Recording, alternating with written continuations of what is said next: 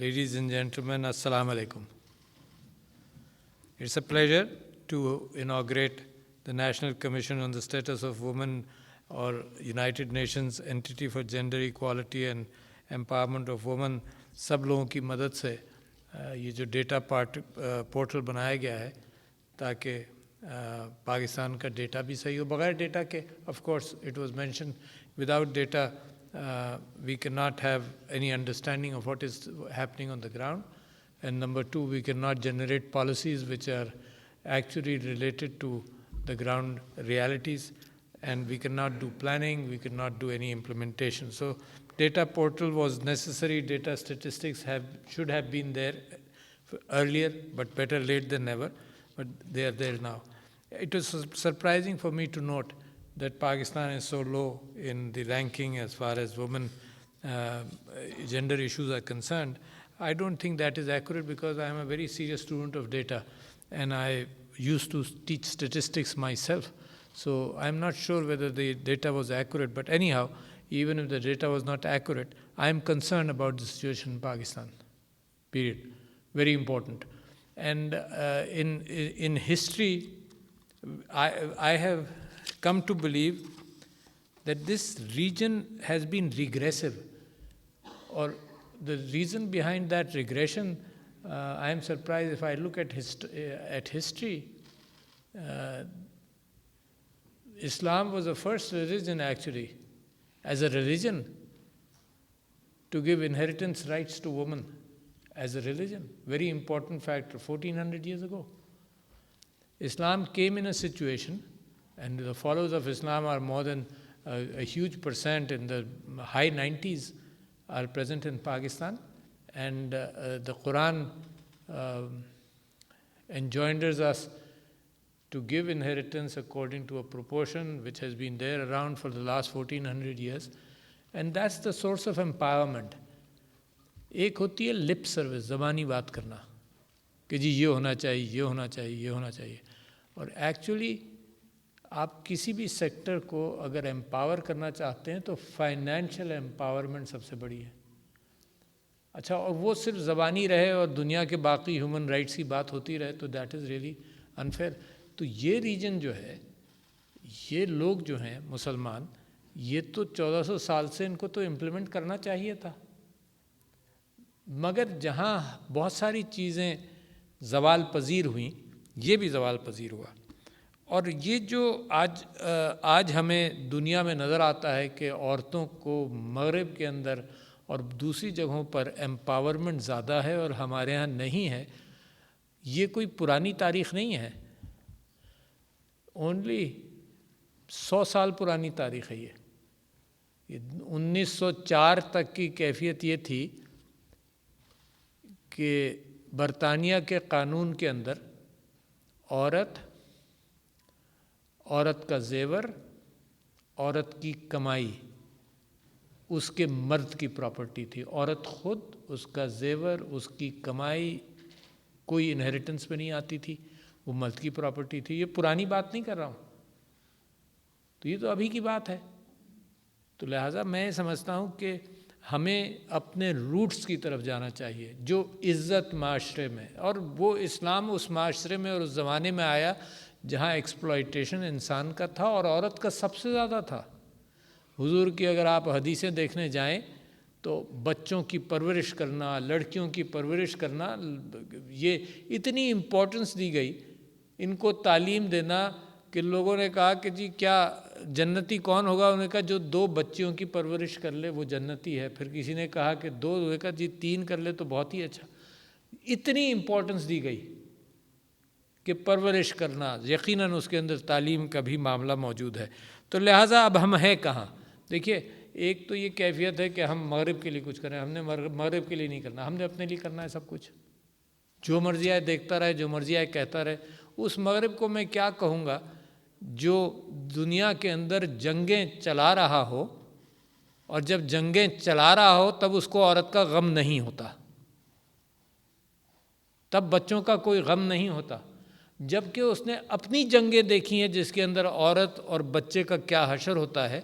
तो नतीजा ये हुआ कि दूसरी जंग अज़ीम के बाद یونائٹڈ نیشنز نے سب سے پہلے جو بچوں کے لیے کنونشنز اور یہ آرگنائزیشن بنائی وہ تو 1946 میں بنائی، کیونکہ انہوں نے ظلم اور زیادتی بچوں کے ساتھ جو بنی ہوئی، بچوں کے ساتھ جو معاشرے کے اندر بمباری سے اور نقصان سے اور سب چیزوں سے ہوا، تو اس وجہ سے انہوں نے بنائی۔ تو یورپ نے عقل مندی یہ کی کہ جنگ و جدل کو اپنے ریجن پر بین کر دیا، اور ہمارے اور آپ کے ریجنز پر وہ ٹیسٹنگ آف ویپنز کے حوالے سے اور بہت ساری چیزوں کے حوالے سے کھلا ہوا ہے، اور کبھی اس بات کا غم نہیں ہوتا کہ جو بمباری ہو رہی ہے، جو لاؤس میں ہوئی، جو کمبوڈیا میں ہوئی، انہوں نے کیا حشر کیا ہوگا۔ کبھی یہ بات نہیں ہوئی کہ افغانستان کے اندر جب سپر پاورز ظلم اور زیادتی کر رہی تھیں، وہاں عورت کا کیا حال تھا بھائی۔ آج اچانک عورت کی وہاں فکر ہے، اچھا ہے فکر ہو، مگر میں کہتا ہوں کہ یہ عجیب سی ہپوکریسی بھی چل رہی ہے دنیا کے اندر۔ مگر مجھے آپ کو اس ہپوکریسی سے بھی کوئی تعلق نہیں، مجھے اپنے ملک اور اپنے ملک کی عورتوں کی فکر ہے۔ کوئی یہ قائد اعظم نے بھی کہا، سب دنیا جانتی ہے کہ عورت کو ہم امپاور جب تک نہیں کریں گے تو معاشرہ ہمارا ترقی نہیں کرے گا۔ تو ایک عادت ہماری یہ بھی رہتی ہے کہ جی دوسروں پر الزام لگائیں، یہ تو ہمارا اپنا کیا دھرا ہے نا۔ یہاں تو ہم کوشش کریں کہ عورت کا معاشرے میں مقام بھی بہتر ہو، اس کی کیفیت، اس کی امپاورمنٹ بھی ہو۔ یہ ڈیٹا یقیناً راستہ دکھائے گا، مگر راستہ دیکھنے کے لیے میرے لیے روزانہ کا اخبار بھی کافی ہے۔ مجھے وربل انفارمیشن جو آپ سب لوگوں سے ملتی رہتی ہے وہی کافی ہے۔ مجھے جو اپنی بیٹیوں سے اور اپنی بیوی سے جو انفارمیشن ملتی ہے وہی کافی ہے۔ مجھے اپنی پارلیمنٹیرین خواتین سے جو انفارمیشن ملتی ہے وہی کافی ہے کہ ملک کا ڈائریکشن کس طرف کو ہمیں ٹھیک کرنا ہے۔ تو لہٰذا امپاورمنٹ کا مطلب یہ ہوتا ہے کہ ویلتھ میں جو اس کا حق ہے وہ اس کو دیا جائے، بہت اہم بات۔ تو لہٰذا پاکستان میں ہمیشہ سے ریاست کے قانون نے عورت کی انہیریٹنس کا معاملہ قانون کے اندر موجود ہے، ہمیشہ سے موجود ہے، مگر قانون کو ماڈیفائی کیا گیا کہ اس کو مزید آسان بنایا جائے، کیونکہ ریاست میں لوگ دے نہیں رہے انہیریٹنس، تو اس کو مزید بہتر کیا جائے، پکا کیا جائے۔ تو لہٰذا جو آمبڈسمین والا جو آمبڈس پرسن ہے ہراسمنٹ کی خاتون، ان کے نیچے، اور پروونشل آمبڈس پرسنز جو ہیں ان کے نیچے اس قانون کو امپلیمنٹ کرنے کے لیے یہ ابھی تازہ پاس ہوا، اس حکومت کے دوران پاس ہوا۔ اب یہ قانون ہے کیا؟ اور یہاں میں پوچھواؤں گا نہیں، مگر یہاں بھی کچھ عورتیں بیٹھی ہوں گی جن کو انہیریٹنس پوری نہیں ملی، کیونکہ جب میں اسمبلی میں سوال کرتا ہوں تو بہت ساری مجھے پتہ مل جاتی ہیں، بتا دیتی ہیں۔ تو اس قانون میں کیا ہے؟ اس قانون میں یہ ہے کہ اگر وراثت نہیں ملی تو آمبڈسمین یا آمبڈس پرسن وہ دلوائے گا یا دلوائے گی، اور اگر کورٹ میں کوئی کیس بھی چل رہا ہے تو بھی یہ آمبڈس پرسن تحقیقات کر کے کورٹ میں اس معاملے کو بھیج دے گی کہ جی میری تحقیقات کے مطابق وراثت نہیں ملی۔ تو بڑی اہم بات ہے تاکہ ایک پیش رفت ہو، اور اگر کورٹ میں کیس نہیں گیا تو آمبڈس پرسن کے پاس آ گیا تو وہ فیصلہ کرے گی۔ لوگوں کو پتہ نہیں ہے، لہٰذا میں اس فورم کو استعمال کرنا چاہتا ہوں کہ میری بات لوگوں تک پہنچ جائے، ان خواتین تک پہنچ جائے ملک کے اندر جن کو وراثت نہیں مل رہی، اور اچھی بڑی تعداد ہے۔ دوسرا اسی حصے کا دوسرا قانون کا حصہ یہ ہے جو عورت اسپیسیفک ہے۔ آپ یہ دیکھیے کہ تو پاکستان قانوناً پہلے کوشش کر رہا ہے کہ قانون تو موجود ہو پھر امپلیمنٹیشن ہوگا۔ تو دوسرا اینگل اسی قانون کا یہ بھی ہے کہ اگر کسی عورت کے پاس کوئی پراپرٹی ہو جس پر کوئی قبضہ کیے ہوئے ہے تو وہ آمبڈس پرسن اس پراپرٹی کو خالی کرائے گا، چاہے فیڈرل آمبڈس پرسن ہو یا پروونشل ہو۔ اچھا، جب میں نے اس بات کی مزید وضاحت دیکھی تو یہ اس بات پر نہیں ہے کہ انہیریٹڈ پراپرٹی پر کوئی قبضہ کرے۔ آپ کی کوئی پراپرٹی ہو عورت کی، چاہے انہیریٹڈ چاہے باٹ، اس پر اگر کوئی کسی کا قبضہ ناجائز ہے تو اس کو آزاد کرایا جائے۔ تو یہ تو انہیریٹنس ایک باٹم لائن کھینچتا ہے کہ عورت کی امپاورمنٹ وہاں سے ہو۔ پھر دوسری چیز، تعلیم کے اندر اور آپ سب جانتے ہیں. دیکھیے نا, میں سمجھتا ہوں کہ یہ جو National Commission on the Status of Women ہے, یہ بہترین ادارہ ہے جس کے اندر یہ سارے کام ہو سکتے ہیں. تعلیم کے اندر ایک جنرل ٹرینڈ ہے اور سارا جو ڈیٹا آپ کو ملے گا, اور ایسر فاؤنڈیشن اثر کے نام سے ہر سال ڈیٹا تعلیم کے حوالے سے ہمیں اور آپ کو دیتے ہیں کہ کتنے لوگ بچے اسکولوں میں گئے اور اس میں کیا پروپورشن ہے. تو اس کے اندر بھی لڑکیاں لوگ کم بھیج رہے ہیں تعلیم کے اندر, تو لہٰذا معاشرے کی ذمہ داری ہے کہ ان کو بھیجا جائے. معاشرے کی کنسرنز ہو سکتی ہیں, کنزرویٹو معاشرے کی کنسرنز سیکیورٹی کے حوالے سے ہو سکتی ہیں, تو اگین معاشرے کی ذمہ داری ہے کہ سیکیور کریں.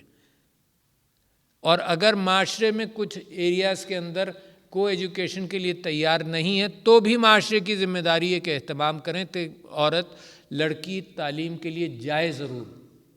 فاؤنڈیشن تو وہاں سے لے ہوگی, کیونکہ ہم یہ سمجھتے ہیں کہ تعلیم جو ہے وہ بہت ساری چیزوں کو کھولنے کے ساتھ ساتھ ایک اچھے خاندان کی پرورش کی بھی ذمہ دار وہ عورت بنے گی جو تعلیم یافتہ ہوگی. تو تعلیم کے اندر بھی بے انتہا ضروری ہے. پھر ڈراپ آؤٹ ریٹ بھی زیادہ ہے. These are the facts.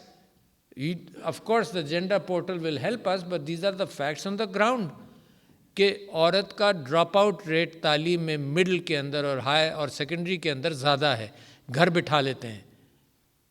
مجھے یاد ہے کہ میں ہجرت کالونی کے اندر جب ایم این اے تھا, تو جب ایک اسکول تھا وہاں پر جو میٹرک تک تھا, تو میں نے پوچھا کالونی کے اندر لوگوں سے, تو پتہ چلا کہ میٹرک کے بعد یہاں کی لڑکیاں پڑھتی نہیں ہیں, کیونکہ گھر لوگ بٹھا لیتے ہیں ان کو گھر پر.